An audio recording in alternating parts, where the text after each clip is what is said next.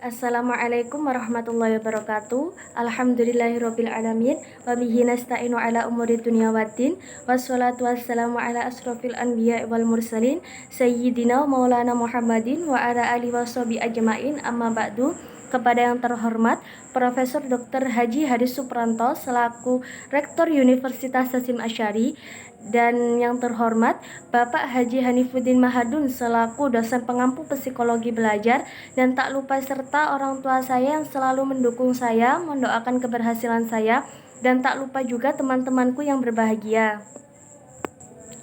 Perkenalkan, nama saya Eka Selvia Andini. Saya dari Prodi Pendidikan Agama Islam, Fakultas Agama Islam, semester 1 dari kelas 1A. Di sini saya akan memenuhi tugas psikologi belajar. Tema saya hari ini adalah tentang kecemasan di sekolah. Kecemasan di sekolah di sini dibagi menjadi dua, ada faktor internal dan faktor eksternal. Pertama-tama saya akan menjelaskan tentang faktor internal. Faktor internal adalah faktor dari dalam diri individu itu sendiri, meliputi faktor fisiologi dan psikologi. Faktor internal dari dalam diri sendiri ini ada 4, yakni faktor sakit, tidak adanya minat, kurang motivasi, dan emosi yang labil. Yang pertama yakni sakit. Individu yang sakit akan mengalami kelemahan fisik dan motorisnya lemah. Bisa juga mengalami pada anak yang kurang sehat sebab ia akan mudah mengalami capek, pusing, dan daya konsentrasinya semakin menurun dan mudah terganggu. Dan yang kedua yakni tidak adanya minat. Tidak adanya minat seseorang anak terhadap suatu pelajaran mungkin tidak sesuai dengan bakat atau kebutuhan dari anak tersebut. Bakat dari kebutuhan anak tersebut tidak pada pelajaran tersebut, menjadikan anak tersebut tidak adanya minat pada pelajaran tersebut. Yang ketiga yakni kurangnya motivasi. Kurangnya motivasi dari seseorang yang berfungsi sebagai faktor inner atau faktor batin yang mendasari untuk belajar. Karena semakin besar motivasi belajar tersebut, semakin besar kesuksesan belajarnya tersebut. Jadi banyak-banyak motivasi dalam diri kita sendiri ya. Dan yang terakhir yakni emosi yang labil. Labilnya emosi, misalnya anak yang sedih, akan kacau pikirannya, akan mengganggu dalam konsentrasi belajar, menimbulkan hasil belajar yang kurang baik dalam nilai sang individu tersebut. Sedangkan kesehatan mental dan ketenangan emosi akan menimbulkan hasil belajar yang baik, hasil belajar yang maksimal. Dan yang kedua yakni faktor eksternal. Faktor eksternal adalah faktor yang berasal dari luar diri individu tersebut. Di sini ada 3 faktor eksternal dalam kecemasan di sekolah, yakni faktor eksternal sekolah, faktor eksternal orang tua, dan faktor eksternal lingkungan. Yang pertama akan saya menjelaskan tentang orang tua. Hubungan orang tua dan anaknya kurang baik. Cara mendidik orang tua yang tidak atau kurang memperhatikan pendidikan anaknya dan kurang membimbing anaknya akan menyebabkan kesulitan belajar, karena segala yang diperbuat oleh orang tua tanpa disadari akan ditiru oleh anak-anaknya.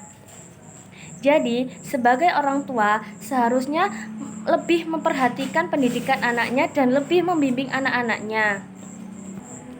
Yang kedua, faktor orang tua dengan keadaan ekonomi. Ada 2 keadaan ekonomi yang akan saya bahas. 1, keadaan ekonomi yang kurang mampu, dan ekonomi keluarga yang berlebihan. 1, ekonomi keluarga yang kurang mampu, yang mana orang tua akan merasa berat untuk mengeluarkan biaya, sehingga akan menimbulkan kurangnya alat belajar dan juga tidak mempunyai tempat belajar yang baik. Yang kedua yakni ekonomi keluarga yang berlebihan, berlimpah ruah, bisa menjadikan mereka segan belajar karena terlalu banyak bersenang-senang, karena terlalu banyak berfoya-foya, terlalu terlena dengan dunia dan fasilitas yang diberikan oleh orang tua. Dan yang ketiga, faktor orang tua kurangnya perhatian. Yang dimaksud hubungan di sini adalah kurangnya kasih sayang penuh, pengertian dan perhatian, karena dengan kasih sayang tersebut akan memberikan dan menimbulkan mental yang sehat bagi anak, akan menimbulkan kesehatan mental bagi anak tersebut, menimbulkan psikologis anak tersebut menjadi baik. Yang kedua yakni faktor eksternal sekolah. Faktor eksternal sekolah di sini ada 3, fasilitas yang kurang, hubungan guru dan murid yang kurang baik, dan waktu sekolah. Fasilitas yang kurang akan menimbulkan kecemasan di sekolah. Fasilitas merupakan alat-alat untuk mempelajari pelajaran. Faktor eksternal sekolah yakni fasilitas kurang, seperti kondisi gedung yang kurang memenuhi persyaratan, seperti ruangan yang tidak ada ventilasinya, dinding yang kotor, dan sebagainya, yang menyebabkan ketidaknyamanan dan juga keadaan gedung yang dekat dengan keramaian, menjadikan kecemasan di sekolah, menjadikan konsentrasi individu tersebut berkurang, konsentrasi dari individu tersebut terganggu. Yang kedua yakni hubungan guru dan murid kurang baik. Hubungan guru dan murid kurang baik, hal ini bermula pada sikap murid yang tidak disenangi oleh guru, sikap guru yang tidak Yang kedua yakni hubungan guru dan murid yang kurang baik. Hubungan guru dan murid yang kurang baik, hal ini bermula pada sifat dan sikap guru yang tidak disenangi oleh murid-murid sehingga menghambat perkembangan anak dan mengakibatkan hubungan guru dan murid yang kurang baik. Dan yang ketiga yakni waktu sekolah. Sekarang banyaknya sekolah yang masuk pada pagi sampai sore yang akan mengakibatkan energi anak terkuras pada saat itu, sehingga anak pada saat di rumah akan merasakan malas belajar karena energi tersebut sudah dikuras pada pagi sampai sore yang menyebabkan fisiknya kurang. Yang ketiga yakni waktu sekolah. Apabila sekolah masuk pada waktu pagi, sore, siang, maka kondisi anak tidak lagi dalam keadaan yang optimal dalam menerima pelajaran, sebab energinya sudah berkurang. Di samping itu, fisiknya juga sudah meminta untuk istirahat. Karena itu, waktu yang paling optimal untuk belajar adalah pagi.